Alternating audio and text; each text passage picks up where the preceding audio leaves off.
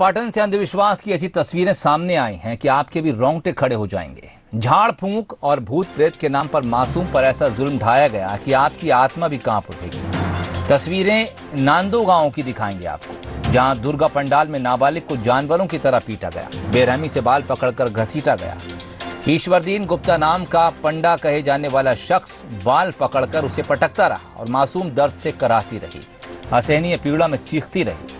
उसका रुदन किसी को भी हिला दे, लेकिन ना तो मारपीट करने वाले का दिल पसीजा, ना ही उसे पंडाल में बैठे करीब 2 दर्जन तमाशबीनों ने उसके दर्द को समझने की कोशिश की। मां दुर्गा के सामने ही बेरहमी होती रही, जबकि नव दुर्गा के इस पावन त्योहार पर कन्याओं को पूजा जाता है। अब सवाल यह है कि आखिर ये कौन सी आस्था है जहां एक मासूम से जानवर जैसा सलूक किया गया?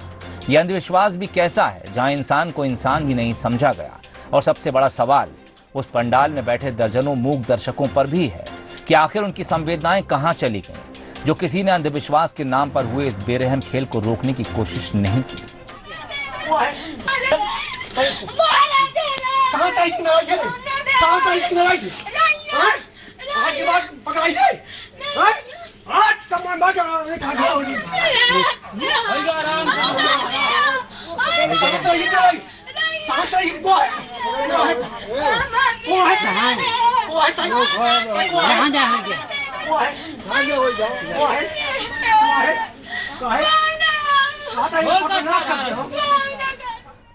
चलिए, क्या कुछ ये मामला है जानने की कोशिश करते हैं। नरेंद्र पटेल हमारे सहयोगी इस वक्त हमारे साथ फोन लाइन पर जुड़ गए। नरेंद्र, क्या कुछ कसूर था इस बच्ची का? जी सोहेल जी, बताना चाहूंगा, बच्ची कई दिनों से बीमार थी और परिजनों द्वारा डॉक्टरों को ना दिखाकर इसको पांडाल पे ले गए। पांडाल में वहाँ पे जो एक जो पंडित है उनके द्वारा, जो वहाँ पे गांव के एक पंडित जो झाड़ फूक करते हैं, उनके पास ले जाया गया है। वही पांडाल के सामने उस पे बर्बरता पूर्वक पहले मारपीट करता है और बार बार पूछता है कौन है कौन है कौन है। हो ना हो, ये एक बड़ा सवाल है कि इतने सारे लोग वहाँ पे बैठे हैं, पांडाल के में बैठे हुए माता जी के सामने इस तरह का कृत्य कर रहे हैं, उसे कोई रोकने वाला नहीं है। यही नहीं, बच्ची जो है बार बार चिल्ला भी रही है छोड़ दो, लेकिन पंडित जो पंडित है उनके द्वारा लगातार उसके साथ मारपीट की जा रही है। सोहेल, नरेंद्र, क्या ये वीडियो पुलिस तक पहुंचा है? किसी ने शिकायत की है?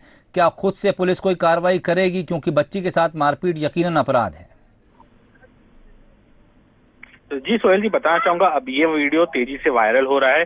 पुलिस को इसकी जानकारी नहीं है। एसपी साहब जो धर्मवीर सिंह जी है, उनसे मेरी बात हुई थी। उनके द्वारा बताया गया कि अभी तक पुलिस तक ये मामला पहुंचा नहीं है। अगर कोई शिकायत करता है उसके बाद इस पे कार्रवाई की जा सकती है, उसके पहले मैं बोलने को कुछ भी राजी नहीं हूँ। चलिए, हम कोशिश करेंगे कि ये तस्वीरें जिम्मेदारों तक पहुंचे, वो देखें और कार्रवाई करें। बच्चियों पर जुल्म अपराध है और इस बच्ची का कसूर सिर्फ इतना था कि ये पिछले कई दिनों से बीमार चल रही थी और इसे किसी डॉक्टर के पास नहीं ले जाया गया, बल्कि झाड़ फूक करने वाले इस कथित पुजारी के पास लाया गया, जिसने बच्ची को मार मार कर अधमरा कर दिया और लोग तमाशबीन बने, मारे खौफ के इसे देखते रहे। किसी ने रोकने की कोशिश नहीं की। यकीनन एक बड़ा सवाल समाज पर, आप पर, हम पर ये तस्वीरें छोड़ती हैं।